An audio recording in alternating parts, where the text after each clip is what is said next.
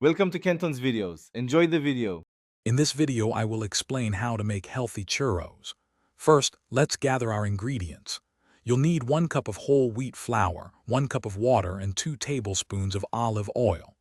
Don't forget 1 teaspoon of vanilla extract and a small pinch of salt. For sweetness, we'll use a sugar substitute like erythritol or stevia, keeping it light and delicious. This combination ensures a healthier base for our delightful treat. Now let's create our churro dough. In a medium saucepan, bring 1 cup of water, 2 tablespoons of olive oil, and a pinch of salt to a boil. Once boiling, remove the pan from the heat and quickly stir in the whole wheat flour until a cohesive ball of dough forms. Next, incorporate the vanilla extract and your chosen sugar substitute, ensuring everything is well combined. This dough will be the perfect foundation for our healthier churros. It's time to cook our churros using healthier methods. Instead of deep frying, we'll either bake or air fry them.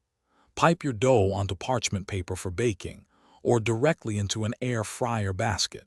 If baking, preheat your oven to 375 degrees Fahrenheit and cook for 20 to 25 minutes until golden.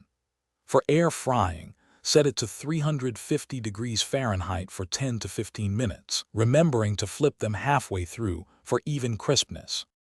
To finish our healthy churros, let's add some delicious toppings. A light dusting of cinnamon and a small amount of powdered sugar substitute works wonderfully. For dipping, consider a homemade fruit compote or a light chocolate sauce made with unsweetened cocoa powder and a natural sweetener.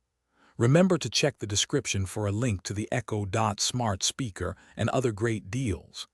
Enjoy your guilt-free, homemade healthy churros.